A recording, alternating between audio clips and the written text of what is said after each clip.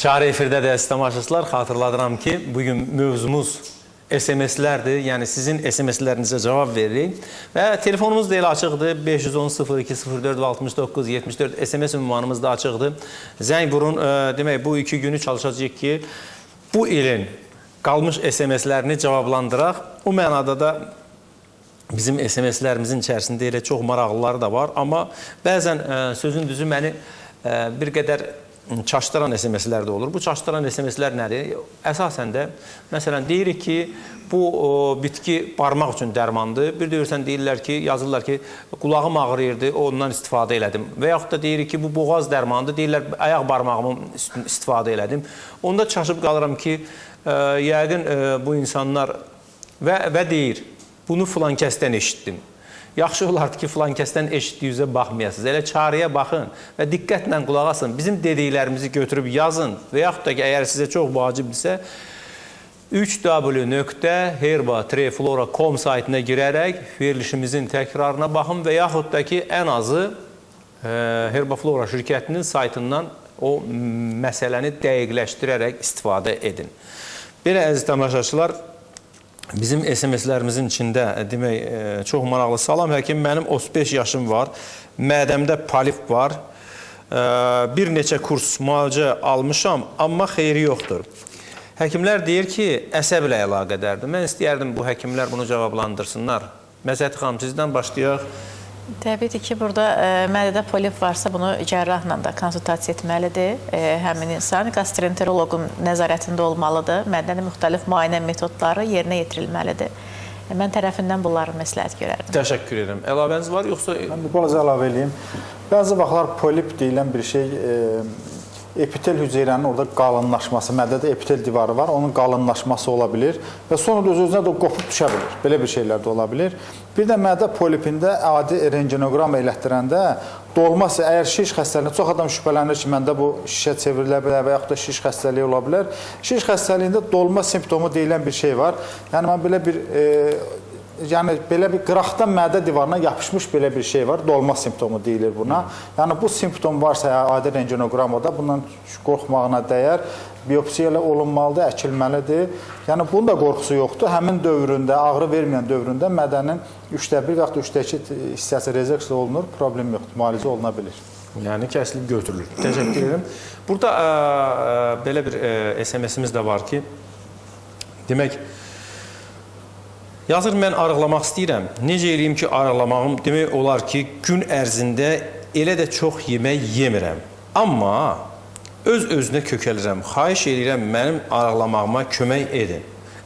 Mən təkcə bunu demək istəyirəm ki, həkimlərdən qabaq bunu demək istəyirəm ki, biz yox, siz özünüz kömək edin. Bu yaxınlarda bütün həkimlər belə bir qərara gəldilər ki, ümumiyyətlə insanın psixologiyası belədir ki, o nə yeməyindən asılı olmayaraq, əgər xəstə deyilsə, psixoloji durumu normaldırsa kökəlməməlidir. Yəni, xəstə deyilsə deyəndə, xəstə əslində mədədə ya hər hansı bir orqanda deyil. İnsanın psixikasında xəstəlik baş verir. Və o psixikasında baş verən xəstəlik elə bir ki, daxilə əmr eləyir, kökəlmək əmri verir. Burada maddələr mübadiləsi, metabolizm prosesləri və s. Amma bütün bunlarla bərabər insanın özü əgər özünə əmr versə ki, məndə heç bir şey yoxdur və mən kökəlmirəm, o zaman heç də kökəlməyəcək və yavaş-yavaş da bütün digər hadisələr də normallaşacaq. İstəyərdim, Məzəti xanım, buna bir... Yəni, çox düzgün qeyd elədiniz, insanın özündən də asılıdır. Bəzən insanlar elə fikirləşirlər ki, onlar çox yemirlər. Ancaq bəzən onlar gün ərzində demək olar ki, bir hissəsində yemək yemirlər. Ancaq o yeməyi, tutaq ki, axşam otururlar, günorta o 3 yeməyin 3-ünü elə eyni zamanda yeyirlər. Bu özü də çox yol verilməz bir haldır və bu özü də kökəlmələrə səbəb olur. Ancaq əsasən bu kökəlmənin ki, insan özü də istəmədən kökəlir, mütləq endokrinoloqla məsləhətləşməlidir. Hormonların müayinəsi mütləq olunmalıdır ki, görək burada hansı hormonal sferdə dəyişiklik var. Təbii ki, burada birinci növbədə qalxanvari vəzin funksiyası yoxlanmalıdır yumurtaqların və bununla əlaqədar müalicələr və müayinələr aparılmalıdır. Və hər bir insan həm də hərəkə aktivliyinə fikir verməlidir. Çünki əsrin bəlası da artıq oturaq həyat tərzi. İnsanlar daha çox oturaq həyat tərzi, daha çox televizor, xüsusən də qadınlar, evdar, yəni xanımlar daha çox oturaq həyat tərzi keçirirlər. Yaxşı olar ki, yəni bunlar, bax, bayaqdan artıq sadalanan artrozlardır, osteoxondrozlardır, migrenlər, elə bunların özünün də bir hamısı oradan gəlir. Elə piylənmə, kökəlmə də oradan gəlir. Yəni ev şəraitində də, yəni heç olmasa yəni idman hərəkətləri eləyə bilərlər bunlar özü gün ərzində. Məsələn, mən düşünürəm ki, yaxınlarda artıq bu televizorların, sonra digər konstruksiyaların pultlarını mexaniki eləyəcəklər, rıçaqlarla. Çox yaxşı olar. Və onlar da birinci sürət qutusu, ikinci sürət qutusu ancaq bu cür olacaq. İdman eləyəndə həm əhvalları, bəli, həm əhvalları yaxşı olacaq. Bir xoş musiqi qoyub lap rəqs eləyə bilərlər ki, həm əhvalları görəcəklər ki, o bəlkə də hansısa bir depressiyadan çıxırlar həmin vəziyyətdə. Yəni yeməklərinə fikir versinlər. Təbiidir ki, burada dietasında yəni daha çox fikir versinlər ki, yağlı qidalara çox üstünlük verməsinlər. Yəni məsləhət görülən daha çox burada tərəvəz mənşəli qidalarda meyvə şirələri qəbul etsinlər. Çox yaxşı olar ki, ac qarına onlar xiyar şirəsi içə bilərlər. Bu çox gözəl təsir göstərir. Sonra ananasın şirəsi çox gözəl arıqladıcı effekt verir. Yəni yaxud qarabaşaq dietası deyilən bir dieta var ki, gün ərzində daha çox bu qidalara üstünlük versinlər. Bir söz demək istəyirəm. Demək bu yeməkdən söhbət düşmüşkən istəyirəm həkimlər də bu söhbətə qoşulsunlar. Söhbət nədən gedir? Yəni Allah insanı yaradanda deyir, əvvəl yeri döşəkdik, sonra insanı yaratdıq. Yəni bu yeri döşəyəndə, yeri döşəmək nə deməkdir? Bitkilərlə zənginləşdirdik. Və bu bitkilər, bizim bu günləri aldığımız, yediyimiz yağların əksəriyyəti əslində qalanda bitkilərdəndir. Yəni heyvan da onu yeyir, süd istehsal olunur, süddən də yağ istehsal olunur. Əslində qalanda insan yağ yeməsə yaşaya bilər. Yəni yağ vacib deyil ki, insan yesin. Sadəcə olaraq müəyyən hallarda müəyyən miqdar yağ yemək lazımdır. Amma gün ərzində biz kifayət qədər çoxlu yağlar yeyirik. Yəni tutaq ki, bol yağda qızardılmış şeylər, bol yağda qaynadılmış şeylər və üstəlik də bunun əlavə olunur heyvan mənşəli yağlar. Buna görə də biz istər-istəməz bədənimizdəki enzimlər, fermentlər kifayət eləmir ki, bunları parçalasın. Ona görə kökəlmə baş verir əslində qalanda. Bu mənada yaxşı olardı ki, mən düşünürəm ki, yaxşı olardı ki, yağlardan tamamilə imtina edilsin. Məsələn, tutaq ki, xörəyi bişirmək üçün az bir miqdar ona yağ vurulsun ki, o yanmasın. Yəni, yağ əslində qalanda tavanı yağlamaq üçündür, içərini yox. Və mənim fikrimə, yəni belə bir istəyərdim münasibət bildirəm. Doyma hissi də tam, yəni bəzən insan ilə fikirləşirlər. Çünki o yeyən zaman iştah çox sekreslər çox hassas olduğuna görə o iştah güclü olur. Onlar doyma hissini tam doymamış yeməkdən uzaqlaşdırır. Sonra görəcəklər ki, bu artıq o normaya düşdü. Çox zaman bunu da gözləsinlər. Təşəkkür edirəm. Və yağlardan istifadə edəndə... Hədis var, bəyəm, Salavatullah deyir ki, acmamış yeməyin, doymamış yeməkdən əl götürün. Yəni, insanın gözü yeməyin dalında qalsa yaxşı olar. Bəli, təşəkkür edirəm. Bir də yağlardan, təbii yağlardan, ən gözəl yağlardan biri zeytun yağlarıdır ki, bu Allah bunu elə bir gözəl yaradıb ki, hər bir insanın istifadəsində fayda verə bilər. Sadəcə olaraq bizim biraz mental xüsusiyyətimiz elədir ki, biz zeytun yağına demək olar ki, uzağıq. Baxmayaraq ki, ən gözəl zeytun da bizim ərazimizdə yetişir. Amma ən gözəl yağlardan da biri odur, xolesterininsizdir, gözəl yağdır və bu zeytundan hər bir yeməkdə istifadə olunsa, o qədər də ziyan verməz. Odur ki, çalışın ki, heyvan mənşəli yağlardan biraz uzaq olun. Çalışın daha çox bitki mənşəli yağlara üstünlük verin. Xüsusən də Füzuli müəllim bayaq bir söz dedi, soyuq sıxılma üsulu ilə olan yağlardan iyilərinə fikir verməyin. Keçmiş zamanda əslində qalanda günəbaxan yağının ona görə ziyanı olmurdu ki, o yağı rafinə eləməmişdilər. Bir neçə instansiyadan, kondisiyadan keçməmişdi, nəticə etibarən həmən yağ çox faydalı idi. Bugün isə həmən yağdan tamam başqa bir iyi gəlir. Demək olar ki, yağ su kimidir və ziyanın da artıq göz qabağındadır. Alo. Bəli. Alo. Alo. Bəli. Salam. Salam. Həkim, mən bilmək istəyirdim ki, uşağım 7 ay olub, onda inkişaf elə bir yaxşı deyildi, artmır. Həm də ki, yemək yemir. İndi bu sup-sap pişirib verirəm, buna yemir. Nə də alınma qidalardan istifadə edəcəm. Çəkisi doğulanda nə qədər? 7 aylı uşaq. Çəkisi doğulanda nə qədərdir? Soruşur Məsəti xanım. Doğulanda 2-700, belə 2-800 belə. Aha, nisbə az şəkildə. Bəs indi nə qədərdir çəkisi? İndi bilmirəm xanım çəksin, amma bilirəm ki, belə balacadır da artmır. Aha, siz 7 ayda həkimlərə aparırsınız da yəqin ki, onu müayinələrə Həkimə aparmışam, bəli. Aparmışsınız. Yəni siz orada aylıq çəkiləri ölçülməlidir. Və siz onu hər ay nəzarət etməlisiniz uşağın çəkilərinə ki, görəsən bu çəki həqiqətən. Bəzən valideynlər bizdə belə bir prinsip var, fikirləşirlər ki, uşaq çox kök olmalıdır elə. Bəzən normal uşağa deyirlər ki, bu uşaq artmır, bu da olur. Bir də həkim, üzr istəyirəm, gecə yatmağı çox narahatdır, tez-tez durur, bir də qulağı axır, ikisi də. Tərləmələr olurmu uşaqda? Olur, Tərləmə çoxdur. 7 aylıqda otururmu artıq? Hərəkətləri, aktivliyi yaxşıdırmı? Necə? Otururmu uşaq? Oturur, dişləri Yox, çıxarır. oturmur, yox. Mütləq pediatrın nəzarətdə olmalısınız. Çünki burada birinci növbədə uşağın özünün orqanizmində indi ola bilər ki, qidalanmasıyla da əlaqədar olsun. Ana südü verilirmi? İndi bilmirəm uşağa verirsinizmi ana südü? Yox. Verilir. Yox. Süni qidalar verilir uşağa və elə ana südü Suni verilir. qidaları da yemir.